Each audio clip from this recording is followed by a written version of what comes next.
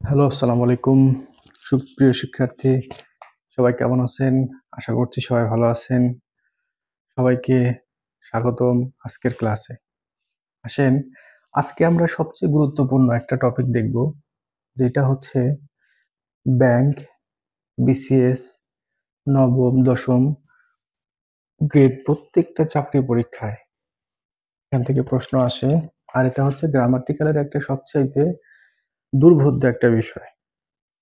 আপনারা অবশ্যই আমার সাথে একমত হবেন যে এই টপিকটা হচ্ছে গ্রামারের একটা অত্যন্ত দুর্বোধ্য বিষয়। একে বলা হয় পিন পয়েন্ট ইরর। কি বলা হয়? Pin point error. তো আসেন, আজকে আমরা পিন পয়েন্ট ইররের পোস্টমর্টম করব। পিন পয়েন্ট ইররের কি করব? পোস্টমর্টম করব। তো পিন পয়েন্ট ইরর কত সহজে সলভ করা যায়, আমরা আজকে সেই টেকনিকটা দেখব। দেখেন, প্রথমেই আমরা 1 নাম্বার কোশ্চেনটার দিকে যদি একটু যাই। 1 নাম্বার কোশ্চেনে কি বলা হয়েছে? পিন পয়েন্ট এরর জিনিসটা কি? আসেন আমরা একটু সেটা জানি। পিন পয়েন্ট এরর হচ্ছে এমন একটা টপিক বা এমন একটা বিষয়, একটা সেন্টেন্স দেওয়া থাকবে, সেই সেন্টেন্সের মধ্যে কোন জায়গাটাতে ভুল দেওয়া আছে, অর্থাৎ এখানে আন্ডারলাইন করে দেওয়া থাকবে, 4টা বা 5টা অপশন কি করা থাকবে? আন্ডারলাইন করে দেওয়া থাকবে। সেই আন্ডারলাইনকৃত ওয়ার্ডটা কোনটা ভুল সেটা আমাদেরকে কি করতে হবে? বের করতে হবে এবং পরীক্ষার হলে সেটাকে টিক টিক মার্ক দিতে হবে। আসেন, তাহলে প্রথম সেন্টেন্স দিয়ে আমরা শুরু করি। এখানে বলতেছে নো সুনার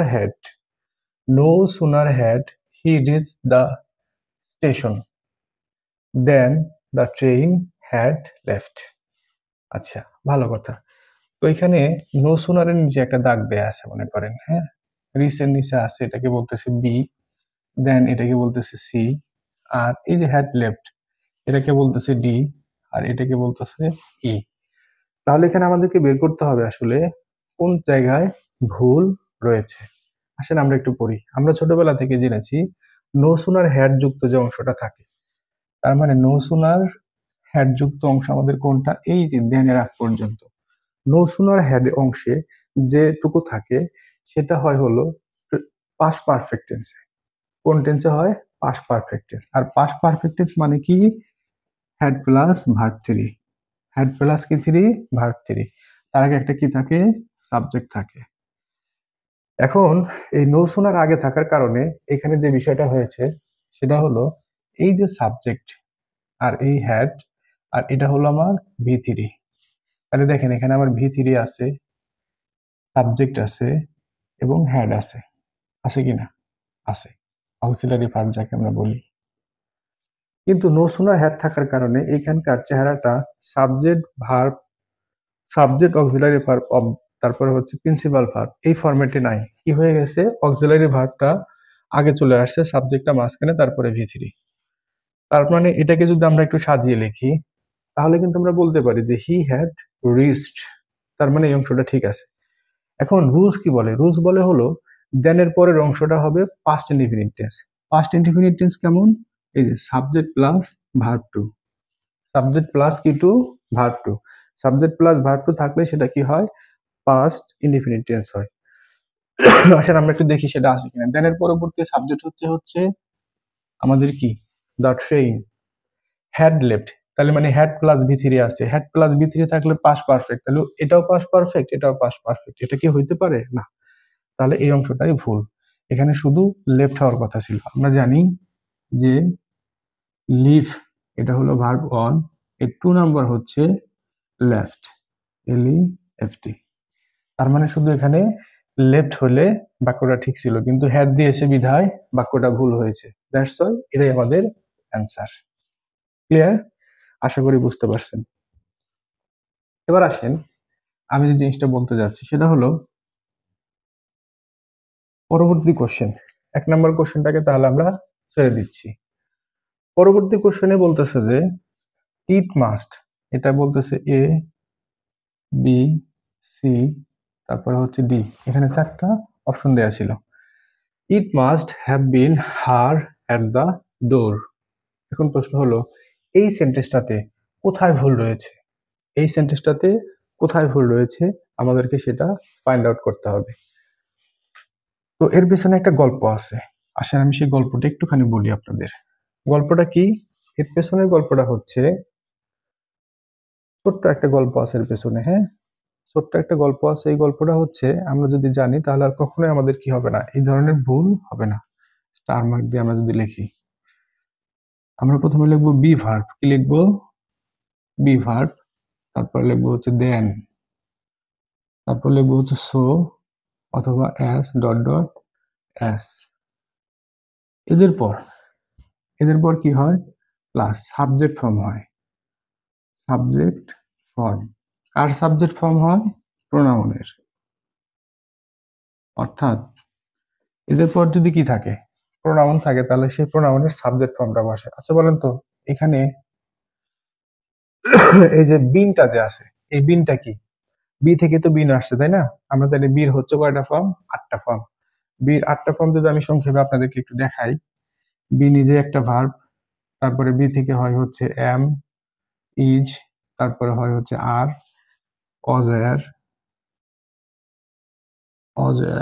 তারপরে হচ্ছে বিইআইএনজি বিং, তারপরে হয় হচ্ছে বিন। 1 2 3 4 5 6 7 8, তাহলে টোটাল 8টা ভার্ব হয় হলো বি ভার্ব থেকে। এটার ক্লাসিফিকেশন আমি নেক্সটে দেখাবো, আজকে আপাতত এতটুকু দেখেন। তাহলে এখানে হার, হারটা কি বলেন তো? সি থেকে হার হয়েছে, তাহলে সি থেকে কি হয়েছে? হার হয়েছে।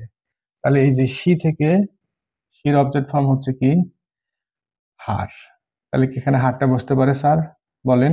না, হারটা বসতে পারে না। তাহলে এই সাবজেক্ট ফর্মটাই বসাতে হবে। তার মানে এখানে অ্যান্সার হবে কি? সি।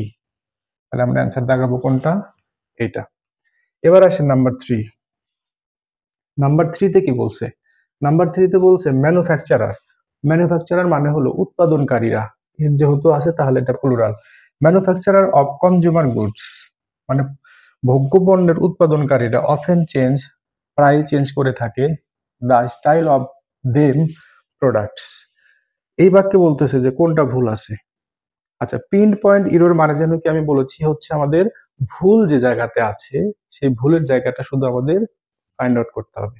আসেন, কনজিউমার সাবজেক্ট ঠিক আছে, manufacturer of consumer subject, goods মানে কি? Manufacturer of consumer goods often, এই পুরোটা কিন্তু হচ্ছে আমার কি? সাবজেক্ট। অফেন হলো অ্যাডভার্ব, ঠিক আছে? এটা কি? অ্যাডভার্ব। অ্যাডভার্ব প্রিন্সিপাল ভার্বের আগে বসতে পারে। অ্যাডভার্ব বাক্যের মধ্যে 3 জায়গায় বসে, 4 জায়গায় বসে। অ্যাডভার্ব বাক্যের মধ্যে কয় জায়গায় বসে বলেন? 4 জায়গায় বসে। আমি একটা ছন্দ আকারে আপনাদেরকে বলি। হয় বাক্যের শুরুতে, নয় বাক্যের শেষে, অক্সিলারি ভার্ব এবং মূল ভার্বের মাঝে, অথবা মূল ভার্বের আগে। তাহলে এখানে মূল ভার্বের আগে বসেছে, ঠিক আছে। চেঞ্জ মানে পরিবর্তন করে, চেঞ্জটা ভার্বের প্লুরাল ফর্ম আছে, কারণ এখানে সাবজেক্ট প্লুরাল।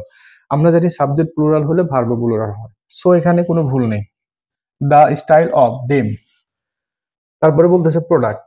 আচ্ছা আপনি বলেন তো, প্রোডাক্ট শব্দটা কি নাউন না? নাউনের আগে কখনো কি বসে না? প্রোনাউনের অবজেক্ট ফর্ম বসতে পারে না, কারণ নাউনের আগে কি বসতে পারে? অ্যাডজেক্টিভ বসতে পারে। তাহলে দেমের অ্যাডজেক্টিভ ফর্ম হচ্ছে কি? দেয়ার। কি হবে? THEIR, দেয়ার। দেয়ারটা হলো পসেসিভ অ্যাডজেক্টিভ। তাহলে এখানে এই জায়গাটাতে ভুল ছিল। এবার আসেন 4 number question. Women are the pillar of society. মেয়েরা হচ্ছে সমাজের ভিত্তি। মেয়েরা হচ্ছে কি? সমাজের ভিত্তি। আচ্ছা, particular of the societies with which, যার মধ্যে, উই আর কনসার্ন হিয়ার। ধরেন বাক্যটার বাংলা আপনি পারতেছেন না, বাংলা পড়ে দরকার নেই। আচ্ছা আপনি একটু কমন সেন্স ইউজ করেন তো। কমন সেন্স ইউজ করে আমরা এখানে দেখতে পাচ্ছি যে পার্টিকুলার হচ্ছে অ্যাডজেক্টিভ। পার্টিকুলার হলো কি স্যার? অ্যাডজেক্টিভ। তাহলে পার্টিকুলার বিশেষত, অফ দ্য সোসাইটি না, এখানে হবে হলো কি? বিশেষ করে। তাহলে এখানে পার্টিকুলারলির সাথে একটা এলয় যোগ করতে হবে। তার মানে এটা যদি এ হয়, এটা বি, এটা সি, আর এটা হচ্ছে ডি, তাহলে আমাদের অ্যান্সার হবে বি, কারণ এখানে অ্যাডভার্ব করে দিতে হবে। আশা করি বিষয়টা বুঝতে পেরেছেন। এবার আসেন 5 নাম্বার কোশ্চেন। 5 নাম্বার কোশ্চেনে কি বলেছে? হি ওয়াজ দ্য অথর, তিনি ছিলেন লেখক, হুম যাকে, আই বিলিভড আমি বিশ্বাস করেছিলাম, ওয়াজ most likely to received the 21 award. এখানে বলতেছে নো এরর। আচ্ছা, এর পেছনে একটা গল্প আছে, বুঝছেন? এর পেছনে চমৎকার একটা রুলস রয়েছে। দেখেন আমি আপনাদেরকে সেটা দেখাচ্ছি। সেই চমৎকার রুলসটা কি প্রিয় ভাই বোন আমার? দেখেন, সাবজেক্ট, ভার্ব, খুব ভালো করে খেয়াল করবেন, হ্যাঁ? ধরেন এখানে গ্যাপ আছে, আবার কি আছে? সাবজেক্ট, ভার্ব, এখানেও কি আছে? গ্যাপ আছে। আবার ধরেন সাবজেক্ট, ভার্ব, আবার কি আছে? গ্যাপ আছে, আবার প্লাস আছে ধরেন সাবজেক্ট, ভার্ব। খেয়াল করবেন, হ্যাঁ? কমা দিয়া আবার একটা ভার্ব দেওয়া আছে। ওকে। আবার মনে করেন শুরুতে কি আছে? গ্যাপ আছে প্লাস ভার্ব আছে।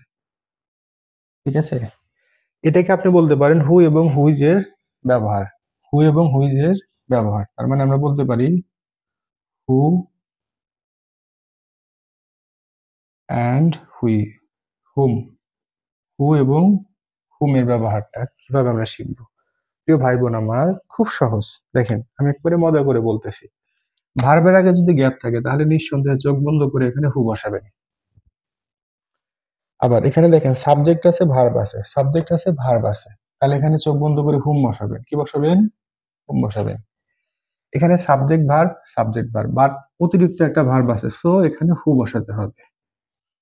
তাহলে দেখেন হুটা বসছে কি? শুধু ভার্বের আগে যদি শূন্যস্থান থাকে তাহলে সেখানে হু বসবে।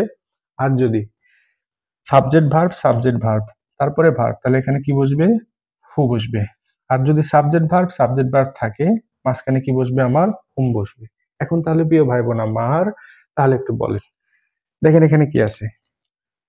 সাবজেক্ট আছে, ভার্ব আছে।